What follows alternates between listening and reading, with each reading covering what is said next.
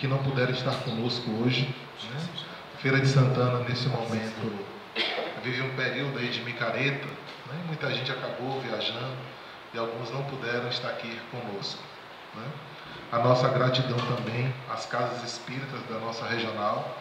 São 46 instituições que nos receberam e desde o ano passado nós decidimos que o encerramento seria aqui em Santo Estevão. E agradecemos a Luz e Fraternidade, ao Nova Esperança, né? Também o convite foi feito para os irmãos, né, da Casa de Arapiraca, e não temos dúvida de que os mentores espirituais da nossa regional, de todos os centros espíritas, estão aqui conosco. Os encarnados podem não ter vindo, né? Mas com certeza representantes de cada instituição, sim. Esse evento da caravana é um evento da Federação Espírita do Estado da Bahia, que tem por objetivo divulgar, né, os informes do nosso movimento, também trabalharmos a união e a unificação do nosso movimento espírita. O nosso sonho, né, é, quem sabe, né, daqui a um tempo a gente possa ter uma sala como essa, que não dê para quem quer, para que a comunidade espírita possa efetivamente compreender o papel da doutrina espírita e o nosso papel enquanto espíritas, né? A mensagem dos obreiros do Senhor justamente nos remete a isso. E hoje nós não vamos ter uma palestra, nós vamos fazer aqui uma espécie de um bate-papo, uma roda de conversa, que além disso vamos ter também momentos de arte, com música e poesia. Este ano nós estamos comemorando os 160 anos do livro O que é o Espiritismo, né?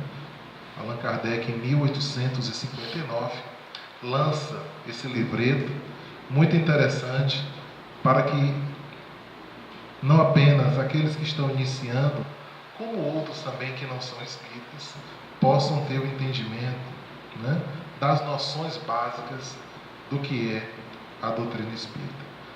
Durante aqui o meio da apresentação, nós vamos fazer aqui 3 sorteios de livros, né? Então vocês fiquem atentos a que a turma aqui vai falar, né? Porque nós vamos perguntar e vocês vão ter que responder baseado no que foi falado por eles. Além de mim aqui, Marcos Machado, estou coordenador do Conselho Regional Espírita 3. Nós temos nosso irmão Carlito Moreira, que é da terra, não é? Carlita daqui de Santo Estevão, mas hoje não mora mais em Feira. Carlita agora mora na praia de Guaipim, viu, gente? Marcelo Martinho, da Sociedade de Estudos Espíritas Feirense. Nossa irmã Zuleika Maia, também da Sociedade de Estudos Espíritas Feirense. Juscelia Barbosa, da Casa do Evangelho, de Conceição do Jacuípe, que inclusive está aqui com uma caravana. Alex, também da Sociedade de Estudos Espíritas Feirense. Eduardo, também da Sociedade de Estudos Espíritas Feirense. E do Fabiano, né? Temos mais gente ali da Casa do Evangelho, temos mais gente ali também da Sociedade de Estudos Espíritas Feirense. E vocês, né? O nosso agradecimento de poder, neste domingo pela manhã, estar aqui conosco. Então a gente vai meio que se dividir, né? E em algum momento, se alguém quiser fazer alguma pergunta, levanta a mão, né? Fique bem à vontade, a gente quer fazer uma coisa interativa para que todos possam participar, né? Então, nós vamos começar, né, a respeito de como se iniciou, né, o desenvolvimento da doutrina espírita. E aqui eu vou pedir a Alex e a Marcelo que eles possam, né, falar um pouco a respeito de como foi esse contexto histórico, né? Como foi que surgiram, né, os efeitos, os fenômenos espíritas, e a partir daí, né, principalmente na figura de Allan Kardec, em que foi esse o nosso grande mestre, né, de poder aproveitar todas essas informações, tudo isso que o mundo espiritual nos trouxe, para que nós possamos estar aqui diante de hoje. Vou começar com o Alex, depois a gente vem para Marcelo.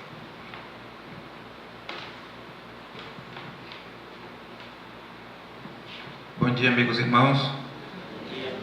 muita felicidade que estamos aqui. E a gente falar um pouco de como a doutrina espírita chegou até aqui ao mundo dos encarnados, sempre nos faz refletir um pouco a parábola do semeador.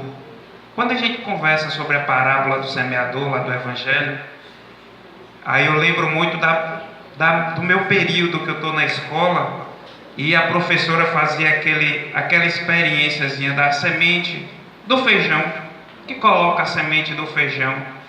Se você pegar a semente do feijão e deixar lá na sua despensa, ela vai nascer? Não. Se você colocar só na água, ela germina, mas não cresce. Mas se você colocar na terra, cultivar, molhar, ela floresce e cresce a plantinha, dando novos frutos. E quando a gente para ver como é que a doutrina espírita chegou, a gente vê que no contexto histórico a sociedade estava meio que descrente, porque estava em grande revolução industrial. Vixe, Marco já até cronometrou, botou o negócio na minha frente aqui, ó. Então, naquele período, devido à grande revolução industrial, as pessoas estavam até dizendo assim: olha, nós somos a capacidade do ser humano aqui, ó, de produzir tanta coisa boa, a gente nem precisa de Deus. Então foi nesse período que estava em grande revolução. Se a gente olhar hoje, celular, energia elétrica, tudo começou lá naquele período. Então o ser humano nesse período estava até se questionando quanto a Deus. E foi exatamente nesse contexto que chegou a doutrina espírita. O fenômeno das mesas girantes, onde os espíritos utilizavam das mesas e cadeiras para se comunicar. E nesse período chegou o quê? A doutrina dos espíritos. Não foi ninguém que chegou e inventou essa doutrina. Foram os próprios espíritos que chegaram e trouxeram, através das comunicações que aconteceram na época. A princípio era uma brincadeira, a princípio as pessoas se reuniam em forma de brincadeira, e depois começou, a sociedade mesmo recebeu as comunicações e perceberam que aquilo ali não era brincadeira, eram mensagens sérias e que traziam a mensagem que até hoje a gente está estudando e vai estudar ainda durante muito e muito período, para ver o que aquilo ali traz de reflexo para a nossa vida. Então tivemos os fenômenos das mesas girantes, as diversas psicografias, e aí, através dessas psicografias, Allan Kardec, na época Hippolyte Léon Denis Rivail, acertei o nome? O Marcelo ali está me corrigindo ali, que ele vai falar depois. E aí ele, a princípio, rejeitou a possibilidade de frequentar essas reuniões, mas depois, através de diálogos e conhecimento de outras pessoas, ele teve a coragem e foi à primeira reunião, e daí em diante só foi progredindo, e ele aceitou essa missão de trazer a codificação. Então, essa codificação foi vinda pelos espíritos. A gente, muito interessante a gente sempre lembrar isso aí, que através disso aí foi o primeiro passo e chegou até essa codificação que está aí. Marco já olhou para mim, me cortou aqui 3 minutos, viu? Então já comecei.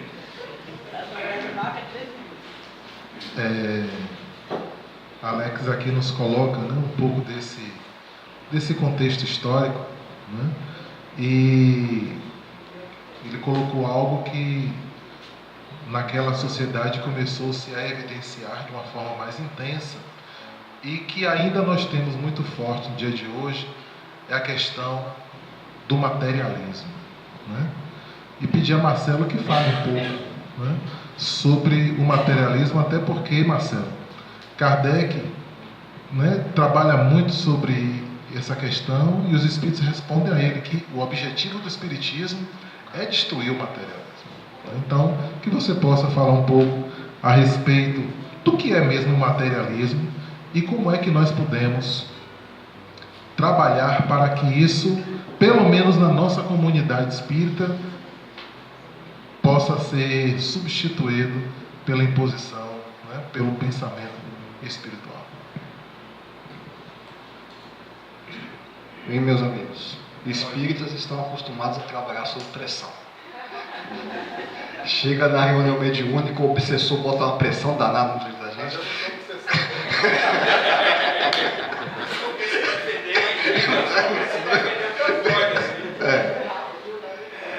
Então, bem, o Espiritismo tem 160 anos.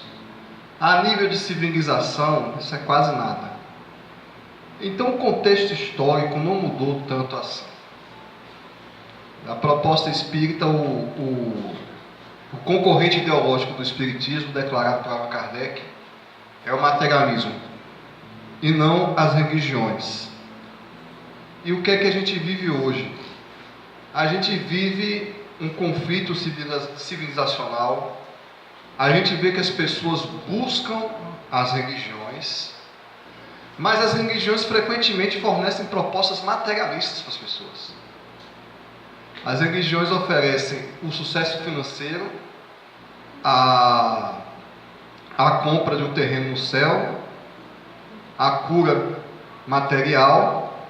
Então, não só assim, parece que a ciência está vencendo o debate. A religião, ao invés de espiritualizar a ciência, está se materializando com a ciência. E o Espiritismo, como uma fé raciocinada, é que propõe um modelo forte. Kardec coloca no início do Evangelho segundo o Espiritismo: não há fé senão aquela que pode encarar a razão em todos os tempos da humanidade. Como é que a gente vai enfrentar o materialismo com os dogmatismos da antiguidade que as religiões colocam? Com as histórias de Adão e Eva, céu e inferno. É por isso que a religião tem perdido espaço no mundo moderno. E o espaço que a religião ocupa está sendo ocupado pelo materialismo dentro da própria religião. Propondo uma aliança sólida entre a ciência e a religião, nós espíritas ousamos propor o contrário, a prevalência do espírito sobre a matéria. Mas isso vai exigir uma construção intelectual robusta, porque existem diversas propostas de aliança religiosa hoje, até físicos como Fritjof Capra escreveu um livro Tal da Física, procurando espiritualidade, mas nós espíritas temos uma doutrina robusta, uma filosofia sistemática e, no bom sentido da palavra, bem trabalhada nos seus pressupostos, no seu conjunto, de forma a propor um modelo espiritual sem cair no misticismo barato, no pieguismo religioso, no ritualismo. O Espiritismo tem uma solução hoje para o mundo, que o mundo está ansiando, as pessoas são desesperadas por isso, e nós temos uma resposta intelectualmente elegante e moralmente embasada no ressurgimento das comunidades cristãs primitivas para enfrentar o materialismo do mundo moderno. E para dar uma pincelada, né, de uma forma diferente, a doutrina espírita, ela é nos trazida com a aliança da ciência, da religião e da filosofia. E nós temos, né, a felicidade de nos comunicarmos com aqueles que se foram, e principalmente com os poetas, né? E nós vamos aqui chamar o nosso irmão Cal Preto, que possa declamar uma poesia que fala justamente dessa transição, né? Marchemos. Ainda no século XIX, volta do mundo dos espíritos através das letras, da escrita de Chico Xavier, para nos brindar e também nos saudar e nos orientar sobre a existência e a continuidade da vida após morte.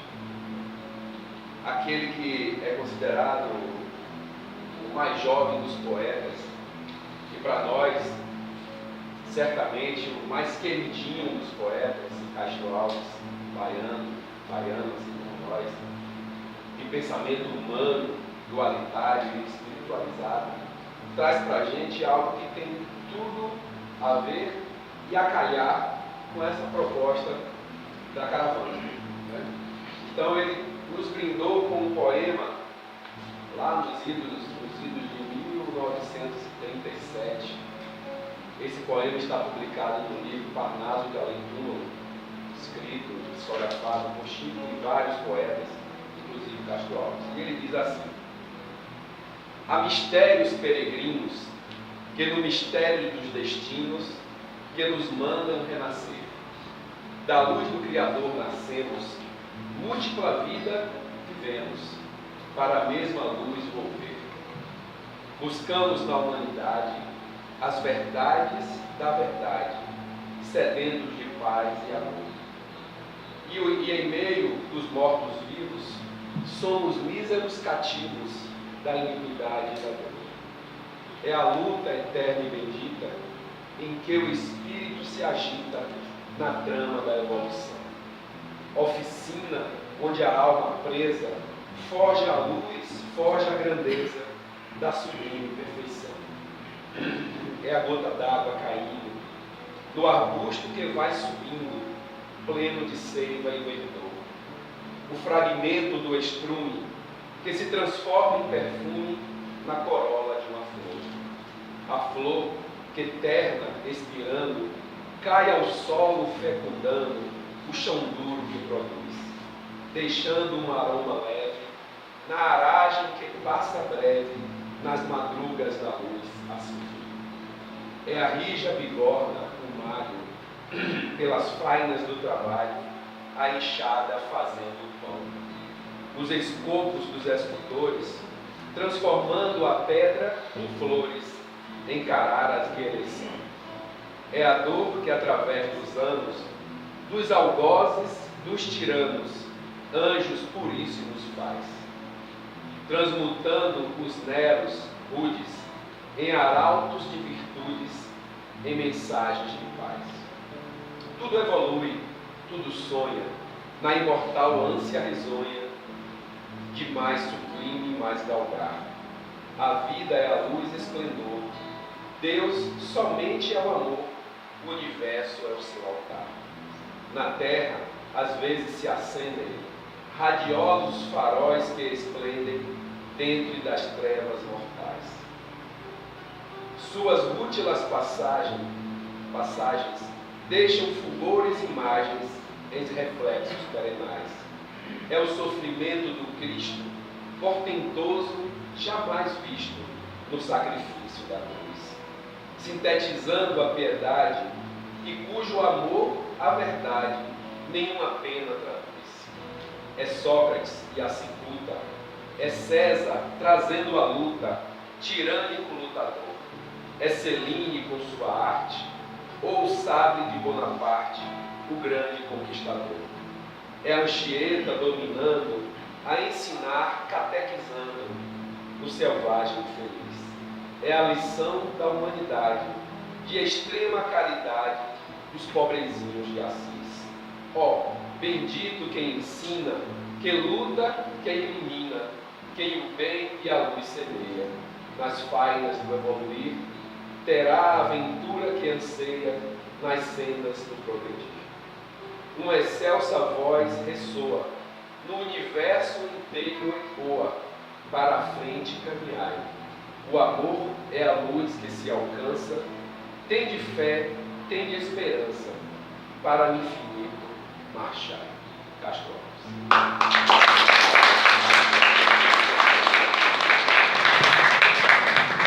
E a gente então faz agora uma homenagem a Allan Kardec. Não seria justo que pela manhã nós viéssemos de feira para cantar sozinhos. Então todos nós vamos cantar.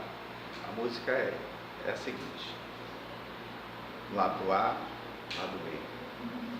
Ó Kardec, Ó Kardec, obrigado, obrigado pelo Espiritismo, pelo Espiritismo.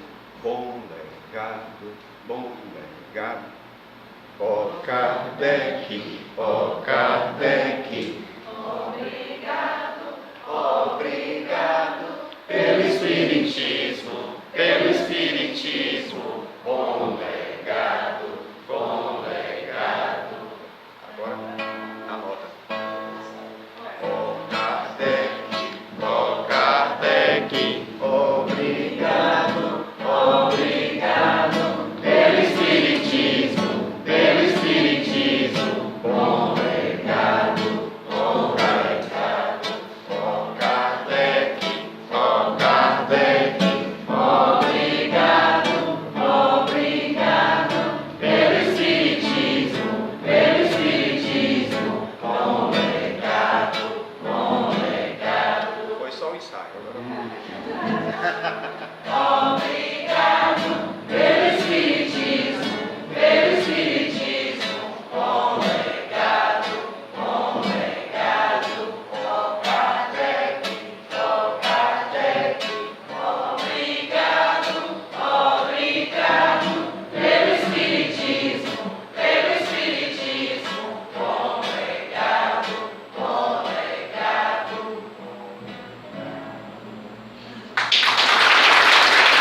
Vem e nos traz o saber espírita em 5 obras principais, principalmente o Livro dos Espíritos, o Livro dos Médiuns, o Evangelho segundo o Espiritismo, a Gênese e o Céu e o Inferno. E tivemos esse livreto, que é o que é o Espiritismo, a Revista Espírita. E graças a ele e aos Espíritos da Codificação, nós aqui estamos. E na Bahia, né, onde tudo se inicia, foi onde nós tivemos o pioneirismo da doutrina espírita. E esse ano também está se comemorando 160 anos do Grupo Familiar de Espiritismo, que deu início em Mata de São João, em que o nosso irmão Luiz Olímpio Teles de Menezes, né, com o lançamento do jornal Eco de Além Túmulo, fez com que a doutrina espírita começasse a iniciar aqui no nosso país, principalmente em terras baianas. Mas, né, vamos avançar, e a doutrina espírita nos traz alguns princípios que são basilares: Deus, o Espírito, a evolução, a reencarnação, o mundo espiritual, a mediunidade, a morte, a lei de causa e efeito e a pluralidade dos mundos habitados. Então, rapidamente aqui, cada um vai falar sobre um desses princípios. Eu vou pedir que Marcelo fale sobre Deus. Qual a visão dos Espíritos sobre Deus, Marcelo? A visão do Espiritismo. Sabe uma coisa surpreendente? O número de vezes que eu respondi a pessoas que me perguntaram se espírita acredita em Deus. Sabe por quê?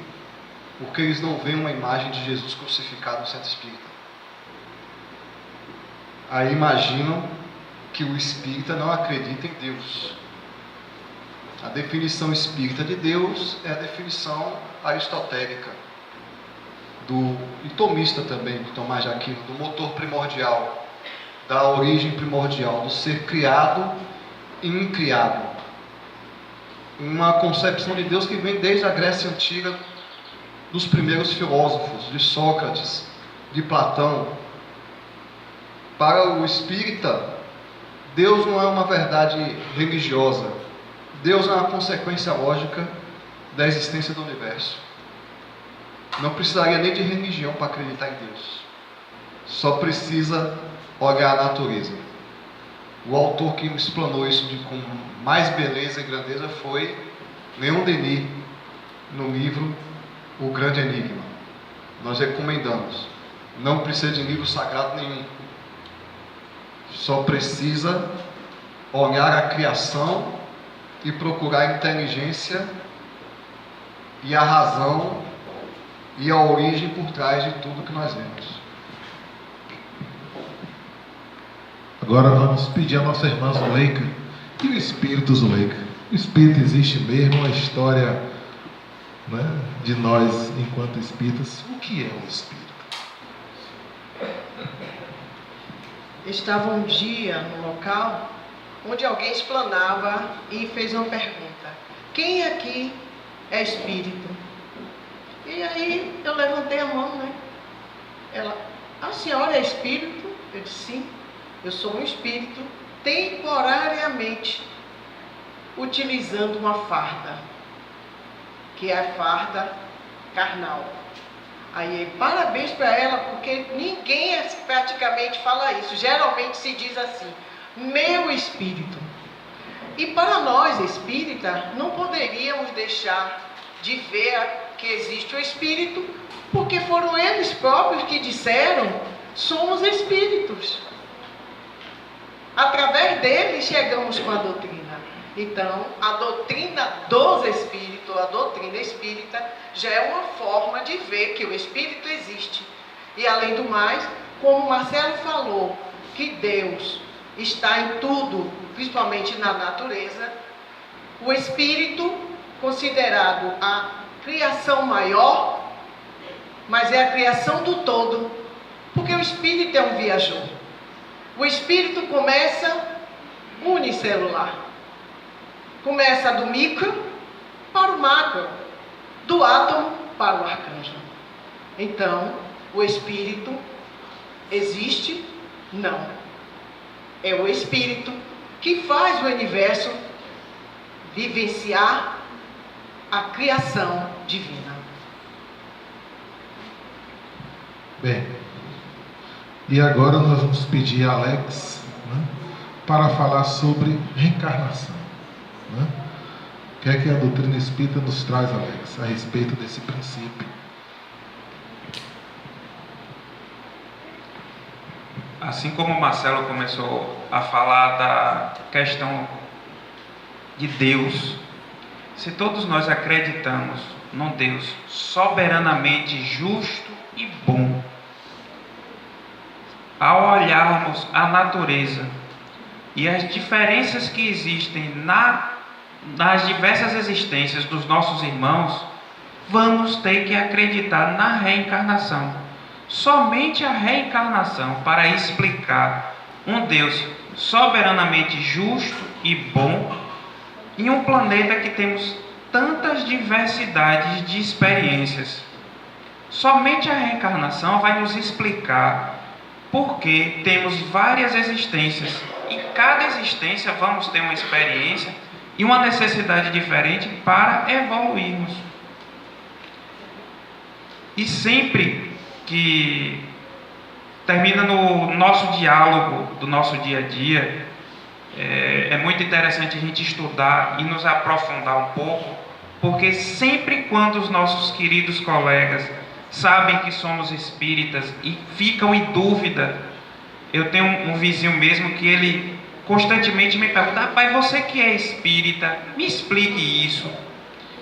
E recentemente a gente teve um diálogo muito acalorado e eu falei de reencarnação porque ele não conseguia entender. E quando eu falei de reencarnação, dessa lógica, ele é realmente só com a reencarnação para a gente entender, mas eu ainda, é difícil eu mudar 40 anos pensando de maneira diferente. Mas só a reencarnação para a gente ter essa lógica e entender um Deus soberanamente justo e bom.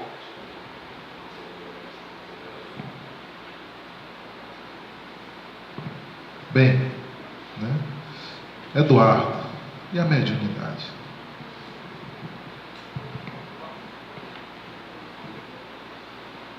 A mediunidade, ela é o ponto de comunicação que vai ligar os espíritos, enquanto em estados de encarnados, como nós estamos aqui hoje, com aqueles que já ultrapassaram esse estado de encarnados, ou que já estão incorpóreos.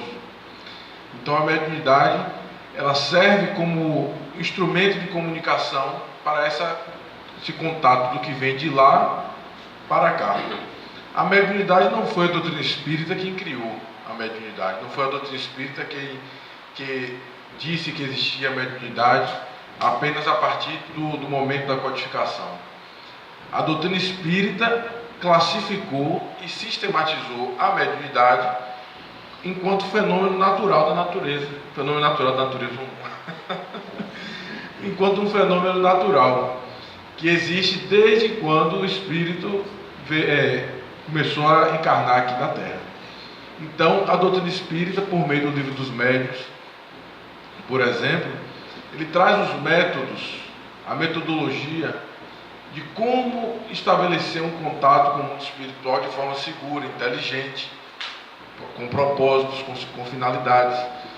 Afasta do conhecimento da mediunidade, afasta da gente a visão mística do contato com os espíritos, afasta a idealização de que toda comunicação espírita ou espiritual é com seres divinos. Afinal, quando questionamos os espíritos e vemos que eles, às vezes, alguns deles podem ser mais até ignorantes do que nós. Mas a gente só vai ter essa maturidade quando observa o fenômeno de forma segura, de forma consciente. Inclusive também de saber abstrair de quando o espírito é sábio na comunicação para conosco, abstrair o melhor daquilo que ele traz na sua comunicação.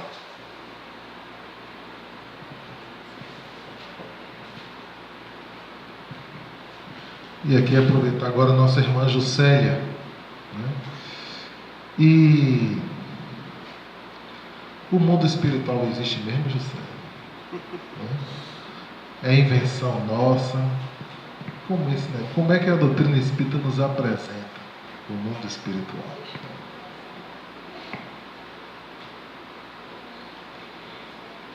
Bom dia a todos, com a alegria que estamos aqui. O mundo espiritual, nós estamos aprendendo, e agora com o trabalho da caravana, como tudo começou, as pesquisas que foram feitas, e os próprios espíritos disseram: somos nós que estamos aqui e queremos nos comunicar. Então o mundo espiritual, ele existe sim. E para nós espíritas que estudamos, nós temos essa comprovação. Kardec veio para organizar tudo isso e os espíritos vieram comprovar que existe um mundo espiritual muito mais organizado do que o mundo físico. Ou seja, o mundo físico é uma cópia imperfeita do mundo espiritual. Então, tudo que existe aqui, existe no mundo espiritual muito mais organizado. Então, se nós tivermos ou ainda alimentamos a ideia de que quando desencarnarmos vamos descansar, nós estamos equivocados. Continuaremos trabalhando, continuaremos na nossa labuta, porque lá o trabalho continua. Então existe essa interação, existe esse mundo que não é tão distante. Muitas vezes nós achamos que o mundo espiritual está longínquo, muito distante de todos nós. Mas estamos todos aqui, misturados. Mundo físico e mundo espiritual. Então, ele existe. E é para lá que nós iremos daqui a uns dias, daqui a algumas horas, ninguém sabe.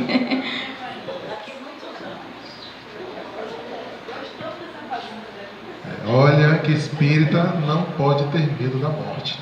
Justamente isso que Allan Kardec trata no livro O Céu e o Inferno, né? Por que os espíritas não temem a morte?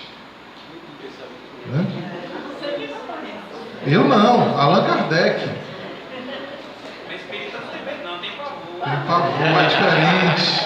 É pior. Bem, nós falamos sobre Deus, sobre o espírito, sobre a reencarnação, sobre mediunidade, sobre o mundo espiritual, né? E Allan Kardec e os espíritos nos trazem que a nossa destinação é nos tornarmos espíritos puros. E nada mais é do que evoluir. A evolução é outro dos princípios básicos da doutrina. E nosso irmão Carlito agora vai nos trazer um número que nos convida a evoluir. Pois há muito que aprender, mesmo dia a vida que conhecer nossa juventude, nossa plenitude é usar a imaginação, sensibilidade, criatividade é a força do coração. Isto porque nós somos jovens, temos que saber toda a verdade e lutar por toda a liberdade, com todo o nosso afã. A nossa força é que move este nosso mundo pro futuro. Temos que transpor todos os muros em busca do amanhã. Nessa nova era é o que nos espera, é o que nós vamos fazer para manter a chama do amor acesa, para que não deixemos de ser seres mais humanos, sempre nos amando com toda emoção e prazer. Lindas criaturas nessas aventuras, lindas que se chama viver. Isto porque nós somos jovens, temos que saber toda a verdade e lutar por toda a liberdade, com todo o nosso afã. A nossa força é que move este nosso mundo pro futuro. Temos que transpor todos os muros em busca do amanhã. A nossa força é que move este nosso mundo pro futuro. Temos que trazer todos os muros em busca do amanhã. Em busca do amanhã. Em busca do amanhã.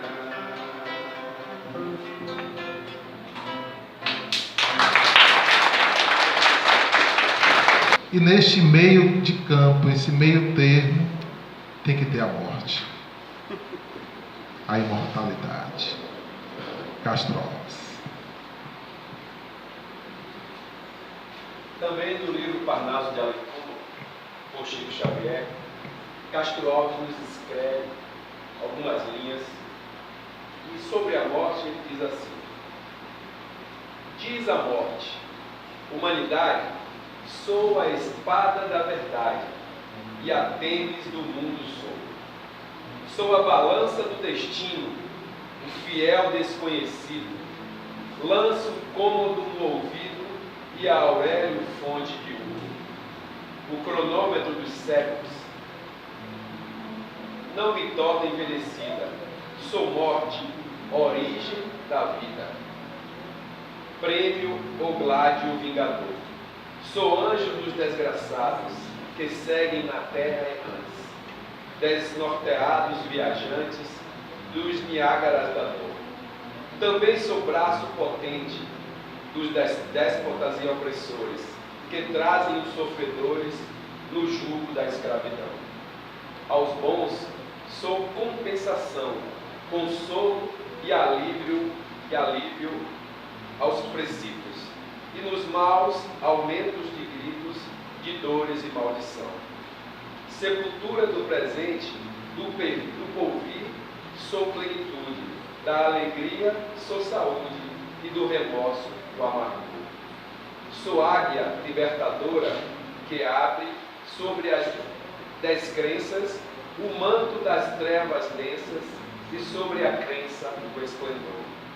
Desde as eras mais remotas, casuláureos e mortalhas, e sobre a dor das batalhas, minhas asas sempre espalham.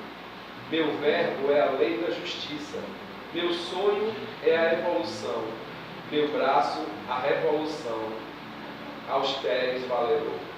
Homem, ouve, Se às vezes simbolizo a guilhotina, minha mão abre a cortina, que torna o mistério em luz. E por trabalhar com Deus, na absoluta equidade, sou prisão ou liberdade, nova aurora, nova cruz. Se o cristal que emite o céu, da consciência tranquila, é o luzeiro que cintila na noite do teu viver. Oásis, dou-te o repouso, estrela, estendo-te lume, flor, oferto-te o perfume, luz da vida, dou-te o ser. Mas também, se a tirania alvorar-se em lei na terra, eu mando a noite da guerra fazer o sol do mundo. Arremesso a minha espada, ateio fogo aos canhões, faço cair nações como fiz uma cair. Foi assim que fiz um dia, ao ver o trono imperfeito, estrangular o direito, busquei Danton, Miriável, e junto ao culto de Tênis, tomei o carro de Jalbert. E fiz 89, quando a França me ajudou. Então, implacável, fiz a Europa, ensanguentada, ajoelhar-se humilhada, diante de tanto horror. Das cidades fiz os olhos, dos campos saras ardentes, trucidei réus inocentes, apaguei luz do amor. Até que um dia o Criador, sempre amoroso e clemente, que jamais teve presente, nem passado, nem porvir, brandou do cume dos réus, num grito piedoso e forte: não prossigas, basta, morte, agora é reconstruir. Portanto, homens, se tens por bússola o bem da vida, olha o sol de frente erguida, espera-me com fervor. Abrir-te-ei meus tesouros, serei teu doce amante, cujo seio palpitante guarda-te a paz e o amor. Pronto, agora ninguém tem mais pavor da morte. Né, Tony? Estamos prontos. É consenso? Olha que ela disse: estamos prontos. Bem, e quando a gente morre, Marcelo, a gente vai para onde? Né? Essa dita pluralidade das existências, ou dos mundos habitados, perdão. Né? Para onde é que a gente vai? Bem, deixar claro, eu não tenho medo da morte, eu tenho medo da minha avaliação reencarnatória. Quando eu chegar do lado de lá, uma reunião que eu vou ter com o meu espírito protetor, o negócio não vai ser fácil. Então eu estou protelando para ver se eu alivio um pouquinho, né, para chegar com pelo menos 50%. Eu já estou, a minha missão é 50% que eu prometi executado, para a bronca ser pequena. O problema não é a morte, é a bronca do desencarne. Sobre a pluralidade dos mundos habitados, como é bom ser espírita.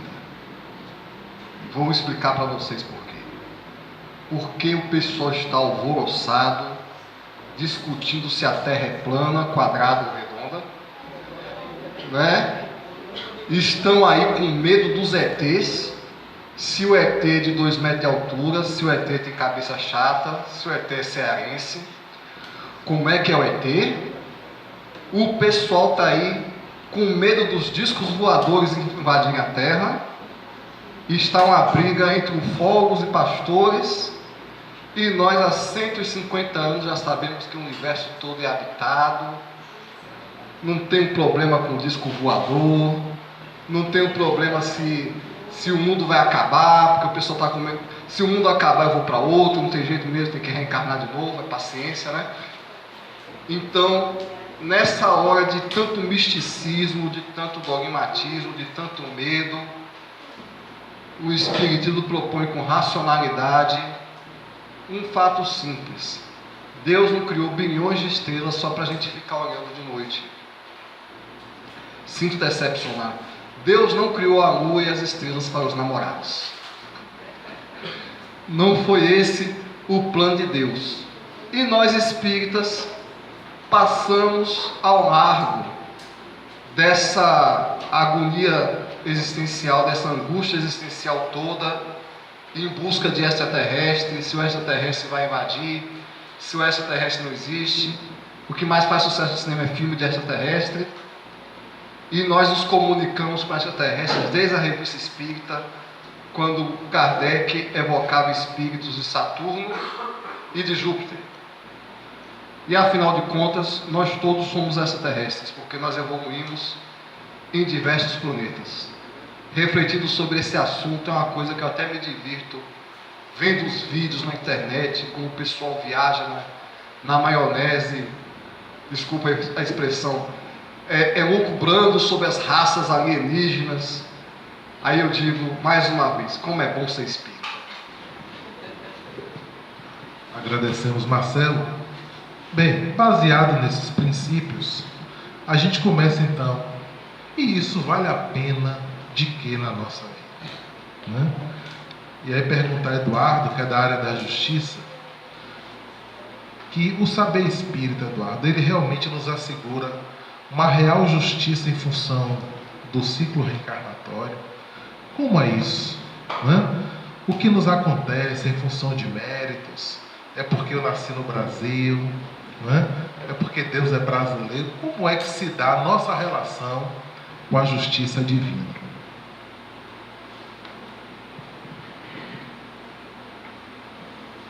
O olhar que devemos, enquanto espíritas, enquanto, como o Zuleika falou, viajores desse planeta,